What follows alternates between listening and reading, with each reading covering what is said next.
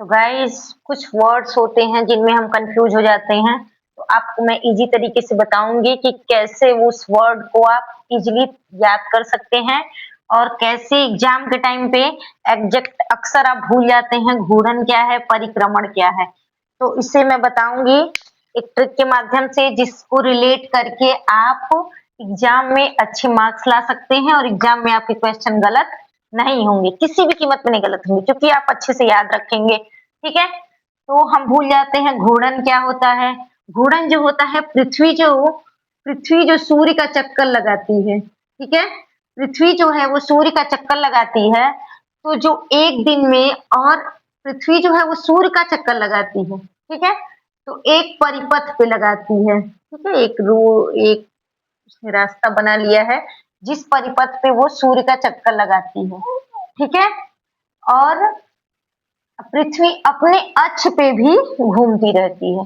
जैसे एक परिपथ मतलब एक सूर्य के चारों ओर भी चक्कर लगाती है और अपने अपने प्लेस पे भी घूमती रहती है। ठीक, तो अपने प्लेस पे जो घूमती रहती है और वो परिपथ पे इस पे चक्कर ऐसे लगाती रहती है। ठीक है, तो जो अपने परिपथ पे घूमती है, अपने जो प्लेस है उसका अपने जगह पे, जैसे मान लीजिए ऐसे राउंड करते करते वो सूर्य का चक्कर लगाती है। तो जो सूर्य का चक्कर लगाती है अपने अक्ष पे, जो एक दिन में पूरा कर लेती है, उसी को कहते हैं घूर्णन। ठीक है, तो अक्सर हिंदी में, इंग्लिश में तो रोटेशन रहता है आप समझ जाते हैं, लेकिन हिंदी में दिक्कत होती है। तो हिंदी में आप क्या करेंगे, घूर्णन, घूर्णन से आप ऐड करेंगे घंटे से। ठीक है, जब पृथ्वी घूर्णन करेगी तो कितना टाइम बीतेगा, 24 घंटे बीतेंगे। घ यहाँ और घ यहाँ, जब यहाँ घ रहेगा तो यहाँ पे क्या बीतेगा, घंटे बीतेंगे। ठीक है, तो घूर्णन में क्या होता है, 24 घंटे बीतते हैं,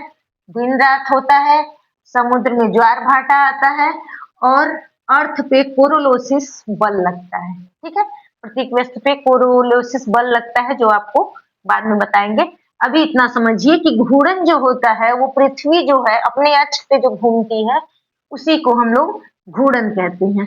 और वो घूर्णन कितने टाइम में पूरा करती है, तो 24 घंटे में। 24 घंटे में पूरा करती है, तो वही दिन और रात होता है। दिन होता है तो आप ऑफिस जाते हैं, रात होता है तो सोते हैं, समुद्र में ज्वार भाटा आता है और अर्थ का जो कोरोलोसिस बल होता है वो एक्टिवेट रहता है। ठीक है, तो घूर्णन आप समझ गए। घूर्णन क्या है, घ से घूर्णन, घ से घंटे, यानी घूर्णन कब होगा, जब 24 घंटे बीतेंगे, यानी पृथ्वी का अपने अक्ष पे घूमना क्या हो गया, घूर्णन। ठीक है, समझ गए। पृथ्वी का अपने अक्ष पे घूमने को ही घूर्णन कहते हैं, जब अपने अक्ष पे घूमते हुए वो सूरज का चक्कर लगाती है। ठीक है, घूर्णन हो गया। उसके बाद है परिक्रमण। परिक्रमण क्या है, ये तो घूर्णन हो गया है, एक दिन में एक राउंड घूम लेती है अपने जगह पे। बट सूर्य का चक्कर कितने टाइम में लगाती है, सूर्य का चक्कर अपने अक्ष पे घूमते घूमते वो 365 दिन 5 घंटा 48 मिनट में पूरा करती है, उसी को कहते हैं हम परिक्रमण। एक चीज और है, ये क्या है, छोटा है, ये थोड़ा, ये बड़ा है। तो घूर्णन यानी ये टाइम कम होगा और ये टाइम ज्यादा होगा। तो परिक्रमण क्या है, 365 दिन 5 घंटा 48 मिनट में एक परिक्रमण पूरा करती है, यानी एक साल बीतता है तो पृथ्वी जो है वो सूर्य का पूरा एक चक्कर लगा लेती है। ठीक है, इससे क्या होता है, ऋतु परिवर्तन होता है। ऋतु परिवर्तन कैसे होता है, कभी पृथ्वी सूर्य के पास जाती है, कभी दूर जाती है। ठीक, कोई एक फिक्स रूट बना हुआ है, लेकिन ये जो रूट है वो एकदम एग्जैक्ट सर्कल में नहीं है। ठीक है, ये रैंडम अंडाकार हो सकता है, अंडाकार बोल सकते हैं, कोई सर्कल शेप नहीं है, इसलिए कभी पृथ्वी क्या होती है, दूर जाती है और कभी पास आती है। ठीक है, तो 6 मंथ का जो डे और नाइट होता है पोल्स पे, अर्थ के नॉर्थ पोल पे, साउथ पोल पे, उसी को, ये किसके वजह से होता है, परिक्रमण के वजह से होता है। और जो दिन बड़ा या छोटा होता है वो भी परिक्रमण के वजह से होता है। ठीक है, उपसौर और अपसौर, इसमें भी हम लोग कंफ्यूज हो जाते हैं। ठीक है, ये दोनों तो आप समझ गए, घूर्णन मतलब 24 घंटे में जो पृथ्वी अपने अक्ष पे घूमती है, ये अपने अक्ष पे घूमते हुए उसे कितना टाइम लगता है? 24 घंटा, जिससे दिन रात होता है, ज्वार भाटा आता है, कोरोलोसिस बल काम करता है। घ से घूर्णन और घ से घंटे यानी 24 घंटे में। परिक्रमण यानी 1 साल का समय जो पृथ्वी सूर्य के चारों तरफ घूमने में जो टाइम लगाती है, अपने अक्ष पे घूमते हुए सूर्य के चारों तरफ जो घूमने का टाइम लगाती है, वो होता है परिक्रमण। ठीक है? अब उपसौर और अपसौर, उपसौर या अपसौर को समझिए। उपसौर क्या होता है? उप मतलब होता है छोटा, जैसे उपराष्ट्रपति क्या होते हैं? छोटे होते हैं। राष्ट्रपति क्या होते हैं? बड़े होते हैं। ठीक है? उपराष्ट्रपति क्या होते हैं? छोटे होते हैं। तो उपसौर क्या होगा? छोटा होगा। ठीक है? छोटा यानी दूरी कम होगी। ठीक है? जब दूरी कम तो उप यानी छोटा। और कब होती है? 9 जनवरी में। दूरी कम कब होती है? 9 जनवरी। 9 जनवरी जब ठंडी हमारे यहाँ पड़ती है, तब तब सूर्य और पृथ्वी की दूरी क्या हो जाती है? कम हो जाती है। ठीक है? जब हमारे यहाँ ठंडी पड़ती है, तो सूर्य और पृथ्वी जो होते हैं वो पास आ जाते हैं। उनकी दूरी क्या हो जाती है? कम हो जाती है। कब? ये डेट आप याद रखेंगे, ये डेट भी आती है। तो कब होगी? 9 जनवरी को। ठीक है?